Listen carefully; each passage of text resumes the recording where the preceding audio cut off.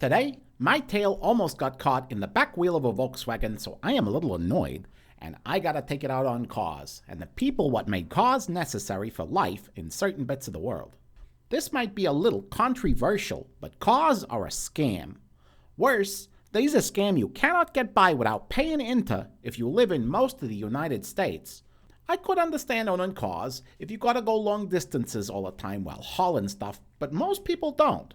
They just gotta get around their city what ain't got trains, buses, or scooters, and let me tell ya, they ain't needed nor right. See, I's traveled all over the world. I'm a rat who goes places, and cities is my home. I will take a European city for driving any day of the week, cause I ain't gotta drive there. Not that they give me a license, insofar as getting behind the wheel is kinda difficult when you's only 8 inches long. That'll be 20 centimeters for yous what lives in Europe and cares what a rat has to say about the very nice roads. I get to read a lot of receipts. They's most of my reading material when I'm having breakfast, because they's most of what people dig out of their purses and throw away when they're fishing for their wallets. So I can say it right sure that cars is expensive. You gotta pay for gasoline, and they break all the time, and even the cheap ones cost. Then you suck down the fumes and sit in traffic all morning with other farting cars all watching you's belt sizes expand. In Europe, they walk, take the bus, or take a train. They ain't building cities what sprawl in all directions like a bad rash. They build tight and they build up. In Europe, you got a mall what is in walking distance in most places, and it got a pharmacy, a shoe store, a grocery store, and a whole pile of things what you might actually want to do or see. They ain't heard of this whole food desert thing what you got in the US where there ain't no food to buy near where the bodies live. That said, in the United States, you ain't got a choice in most places. You gotta have a car. You gotta pay that banknote every month, then insurance, gas, and every penny worth of what breaks. Why is it gotta be like that? 'Cause these folks with money made it illegal for it not to be like that. Yeah, no joke. My second cousin, Socrates Rat, he lives in a bookstore, and he reads even more than I do.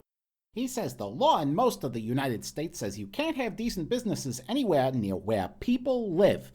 Zoning makes it so you've got to go long distances to get places you might want to be, and building tight and up ain't even allowed in most cities. You gotta build these big, boxy beige things what all look identical out in the middle of some grizzly bear's backyard, and then own a big stinking car to drive because they ain't got no public transport from 'em. You could change this, but it requires no more buying into the idea that you's got to be rich to be valuable as a person.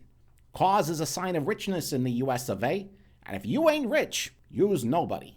I'm here to tell you that's a scam as much as the car. Fighting off the idea that you is one day gonna be wealthy is a tough thing. But once you break out of that idea, it suddenly makes a whole lot more sense to sit on a bus or train with other humans. You don't gotta control the bus. You get to listen to your own music and read a book while somebody else does all the work.